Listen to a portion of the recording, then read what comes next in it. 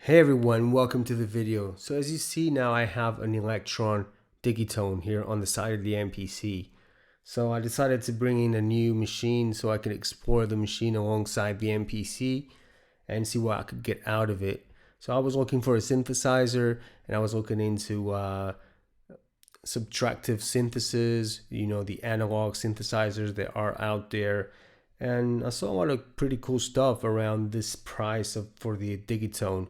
But this one really got me because I know I've always loved the FM sound. So the diversity of sounds that you can get out of this is really cool. And seeing that it also has a sequencer, which I can use to trigger samples on the MPC, and I can actually, so it receives MIDI as well, and I can trigger the sounds on the Digitone. That to me was a win. Being an FM synthesis and being a sequencer at the same time meant that I could have a lot of communication between the two. So yeah, this is my first week with it. I got it last week, Wednesday, so it's not really a week on. And I've been trying to understand the machine. It seems really simple to me. A lot of people say that the Elektron products are difficult to learn. I didn't find that at all.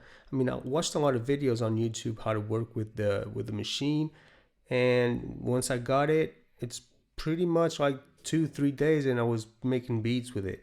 And I'll be exploring this in the next video. So still MPC heads, obviously I want to continue making videos with the MPC, and I just brought in a friend to kind of work with the MPC in the coming videos. Obviously I will be posting content from the Digitone on the Patreon account, samples from the Digitone, key groups from the Digitone, everything. I'm going to create sound packs. I'm going to put them on the Bandcamp as well for key groups. And that's it. So I'll be exploring these two machines together from now on. I want to see where I can take these two together, and I've been having a lot of fun with them so far.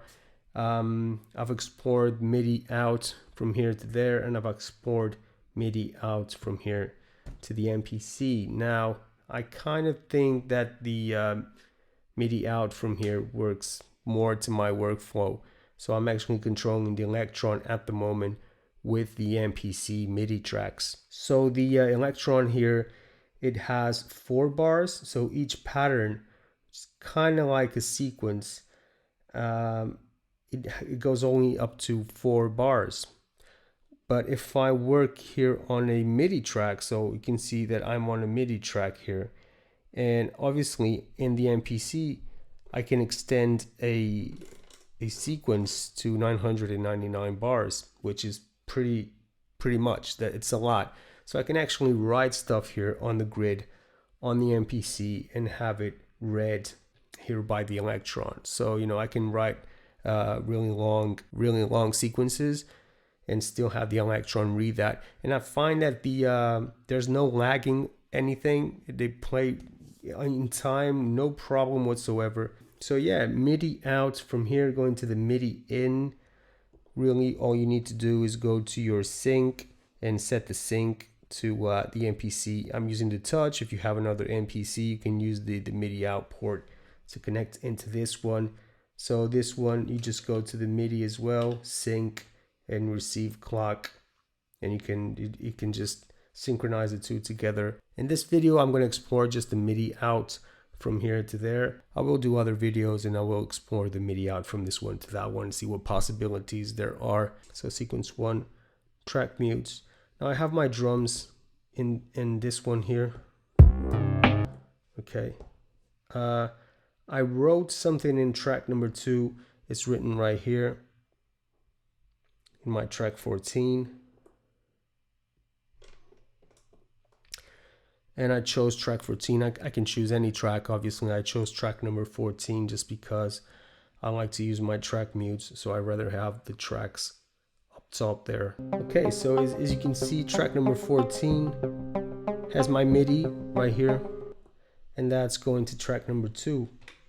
So there's nothing written on track number 2, only in track number 1, which is the bass.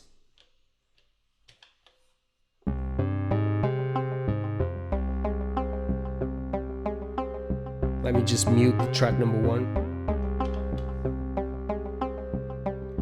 See, all the sound is coming from track number 14, which has the MIDI and is controlling track number 2.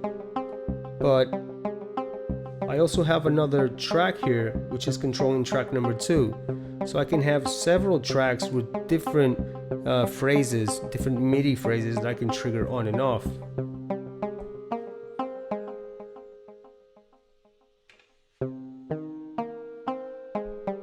So this is track number 10. It's also controlling track number 2.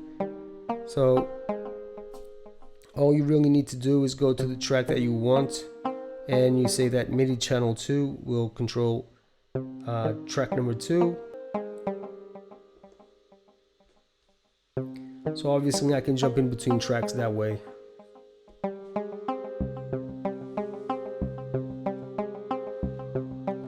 And it's good because you can leave out the sequencer here. It's free for me to actually write more stuff in there if I want.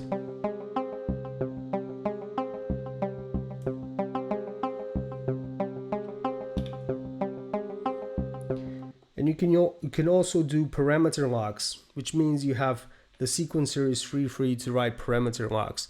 Now, if you don't know what parameter locks is, it just locks that moment, that trigger there to a specific function. You can change parameters and lock it to just to a specific time in the grid. Let's see that this one, I'm gonna go function, you see it turns to that color, and I can say that this one, for example, it's gonna have some more delay here.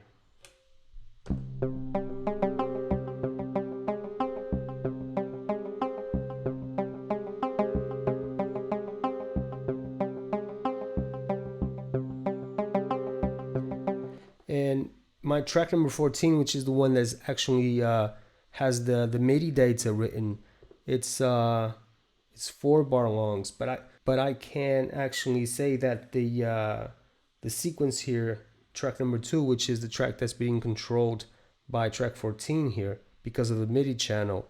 So MIDI channels, they respond to the tracks. MIDI channel 1 will control track 1, MIDI channel 2 track 2, 3 track 3, MIDI channel 4 track 4. So that's the way it is set, but you can change that if you want. So back to 2, and I can say that even though this one has 4 bars of MIDI written in there, I can actually say that,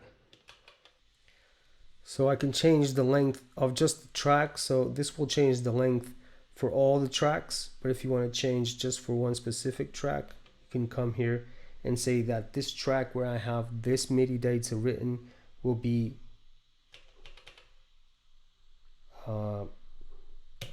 this long, and this is just for track number 2. You see it right there. Okay, so yes, and now you'll see that it will always be jumping only to number 5 here. And that's where I have my trigger right there, so the parameter lock. Well, the reason why I'm showing you this, because I think the MIDI out from the touch here to send MIDI messages to the Elektron seems to be a good way of using these two together. I will explore the other way around. I know there are possibilities as well. So there's a lot of possibilities either way you want to control the machines. I like using it this way because it leaves me space to control and provide parameter locks for this machine right here, creating some different effects. Okay, I'm going to unmute track number 1 that has a bass. So track number 1 has my bass written right there. I'm going to unmute that, and you can listen to the two together.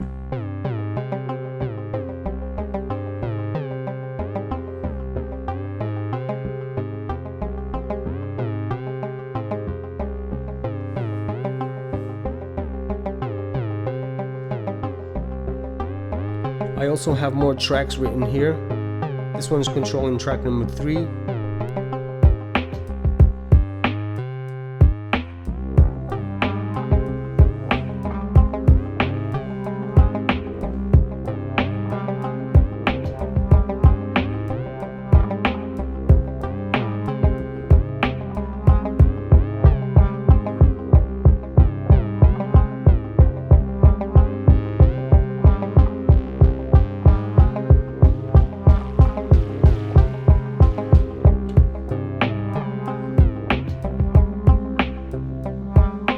So you have chorus, delay, and reverb. Also an overdrive. Overdrive's for the whole machine. So, but you can use the input. So I could send audio into here and use the reverb, the delay, and the chorus. But I don't really want to do that. I prefer to use the other way around. I want to send the inputs, the outputs from the Digitone to the MPC, so I can use some effects like beat repeat that are implemented here on the MPC. So that's my setup for the moment. That's how I'm using it. Really simple, but I'm having tons of fun with it. If you guys have any questions about these two machines together, how they work together, let me know. I'll be making more videos in the future. So for now, it's just this. I'm sending the MIDI out here to the input, the MIDI in of the Digitone, and I'm using the tracks, the MIDI tracks here from the MPC to actually write all the MIDI straight from here, and I'm leaving all the blank spaces here so I could write parameter locks on the Elektron. If there are other possibilities, let me know. You know, I'm new to this machine. I'm trying to learn it, but I will be posting videos on how I'm working with it and the things I'm finding out about these two machines together. I'm having tons of fun with it. I think this machine is just awesome. Really, it makes wonderful sounds.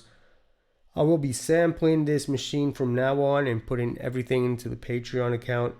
If you guys want to have some samples from this machine, just make sure you subscribe to my Patreon account. It's just $1 a month, and you guys can have access to the samples that I'm going to take from here, key groups and samples as well. So that's it. If you guys have any questions about these two together, let me know. If you have any tips for me on how to use them, please let me know as well. I want to use them as much as I can together. I will be making videos in the future, as I said. So subscribe if you want to see more of these two together. Thank you for watching, and I'll see you on the next video. Thank you.